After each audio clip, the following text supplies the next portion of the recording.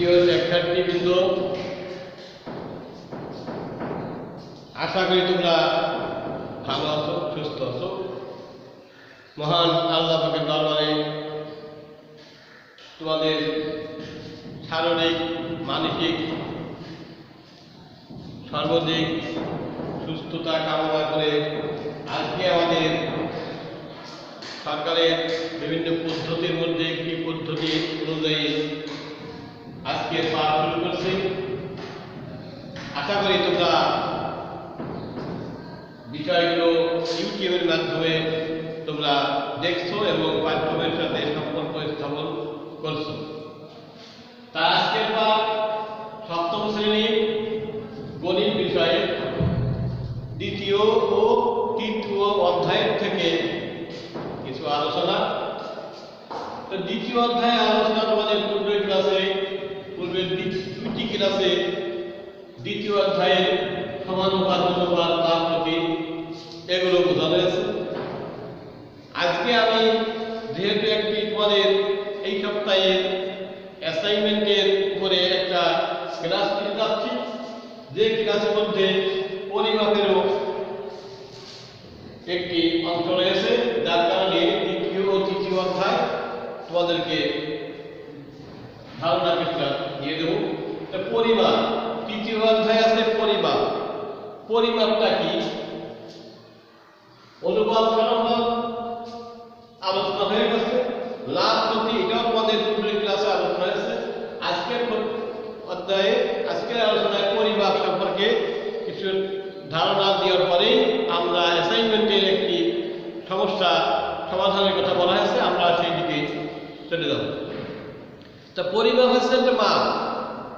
এই মাপটা বিভিন্ন পদ্ধতিতে হয়, বিভিন্ন রকম। যেমন ওজন দিয়ে কিছু জিনিসের পরিমাপ করা হয়, যেমন ধান, চাল। আবার তরল জাতীয় কিছুকেও পরিমাপ করা হয়, যেমন তেল, পেট্রোল, ডিজেল ইত্যাদি, পানি। আবার আরেকটা আছে দৈর্ঘ্য প্রস্থের দিক দিয়ে, এটা লম্বা মাপা হয়, এটা 10 ফুট ইঞ্চি। কিন্তু এই পদ্ধতিগুলো দুই পদ্ধতিতে আছে, একটা হচ্ছে মেট্রিক পদ্ধতি আর একটা ব্রিটিশ পদ্ধতি, দুটো পদ্ধতিতে। এই পদ্ধতিতে আমরা ব্রিটিশ পদ্ধতি যেমন মিটার, সেন্টিমিটার ইত্যাদি ব্যবহার করে থাকি, আর ব্রিটিশ পদ্ধতিতে ইঞ্চি, গজ, ফুট এইভাবে আমরা পরিমাপ করে থাকি। আবার অন্যদিকে ওজনের দিকে যাও, গ্রাম, কিলোগ্রাম, টন ইত্যাদি এইভাবে করা হয়, মিলিয়ন। আবার তরল দিক দিয়ে লিটার, কিন্তু আগে সব দিকতে ছিল কেজি, গ্রাম। কেজি মানে কি? কিলোগ্রাম। তা কিলোগ্রাম, লিটার, মিলিলিটার, কিলোলিটার, এইভাবে এগুলো হচ্ছে মেট্রিক পদ্ধতি। আর ব্রিটিশ পদ্ধতি ছিল সের, 1 সের, 2 সের, আধা সের, ছটাক ইত্যাদি। এইভাবে পরিমাপকে বলা হয়। অর্থাৎ কোনো কিছু কতটুকু তা পরিমাপ করার জন্য যে পদ্ধতি গ্রহণ করা হয় সেই পদ্ধতিকে বলা হয় পরিমাপ। তাহলে আজকে অ্যাসাইনমেন্টের সমস্যার দিকে আমরা যাই।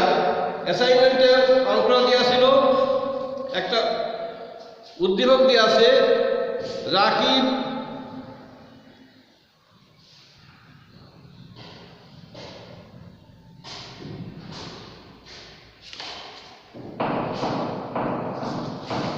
উদ্দীপকের বিষয় ছিল কাপড় ব্যবসায়ী আমিন ও সজল, অর্থাৎ আমিন আর সজল দুজন কাপড় ব্যবসায়ী।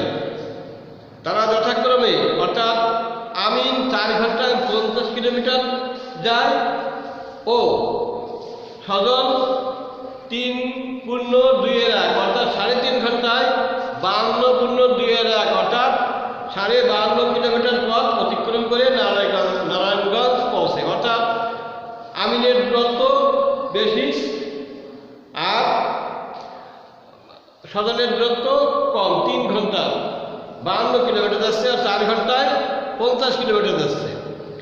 ব্যবসায় তারা 2,10,000 টাকা বিনিয়োগ করে। এই নিয়োগ করে তাদের 10% 10% লাভ হয়, আর এই লাভটা ভাগ করে তাদের দূরত্বের গতিবেগের অনুপাতে। এইবার পথে প্রশ্নটি আছে সজলের ঘন্টায় গতিবেগ নির্ণয় করো। সজল পথে দিয়ে আছে সজলের ঘন্টায় গতিবেগ, তাহলে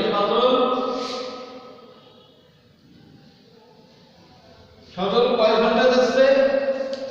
সজল যাচ্ছে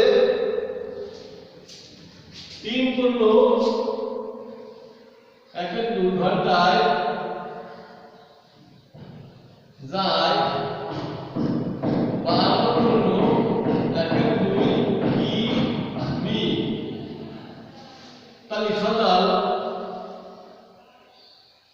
1 ঘন্টায় যায়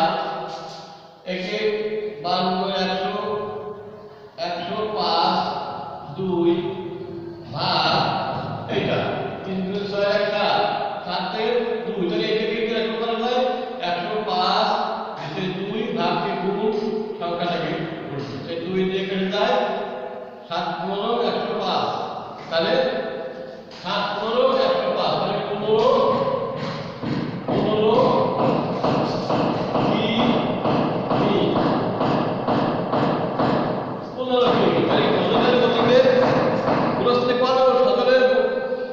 ঘন্টায়, তাহলে সজলের গতিবেগ এখানে 1 ঘন্টা, তাহলে ঘন্টা তাহলে সজলের গতিবেগ ঘন্টায় 1 কিলোমিটার 15 কিলোমিটার। এই প্রশ্নটা ক্লিয়ার? তাহলে সজলের গতিবেগ ঘন্টায় 15 কিলোমিটার। সুতরাং সজলের গতিবেগ ঘন্টায় 15 কিমি। তাহলে এটা তুমি তো পেয়ে গেলে। 6 নম্বর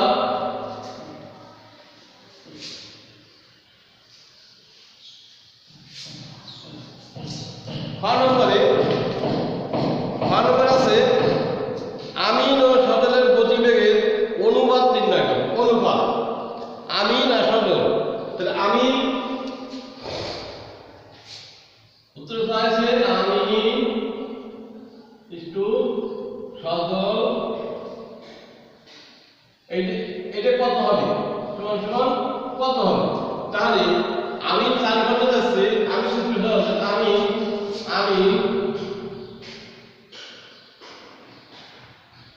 4 ঘন্টায়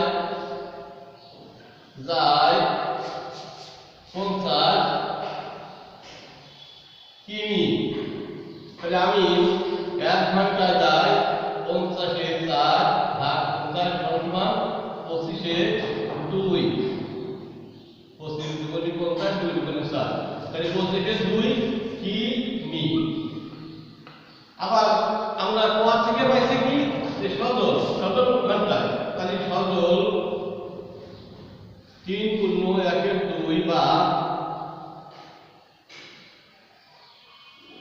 ঘন্টায় যায় 52.1 বা 105 কিমি। তাহলে সজল 1 ঘন্টায় যায় 105 নিচে 2, একে ভাগ হবে, তাহলে গুণ হয়ে উঠে যাবে, উপরে 7 আর উপরে 2 নিচে 7 উঠে যাবে, 2 দিয়ে কেটে গেল 7 × 105 মান সমান 15 কিমি। তাহলে 15 কিমি। তাহলে আমরা দুজনের গতিবেগ ঘন্টায় পেয়ে গেলাম। এটা একটা ঘন্টা, এটা হচ্ছে আমিন, এটা হচ্ছে সজল। তাহলে সজল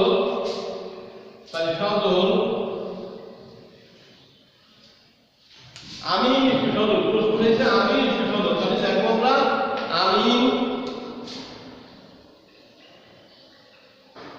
আমিন ইস্টু সজল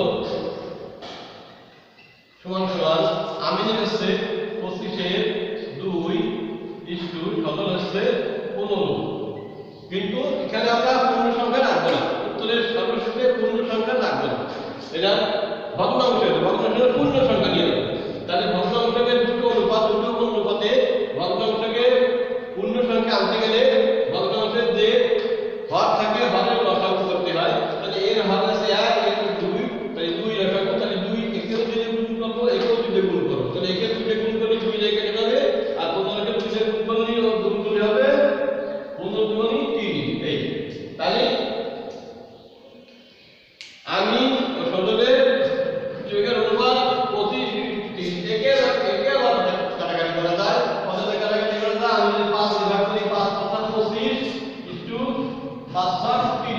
5 দিয়ে উভয়কে যদি একটু 5 দিয়ে ভাগ করি উভয়কে 5 দিয়ে ভাগ করলে 5 করে 25 5 7 30 5:6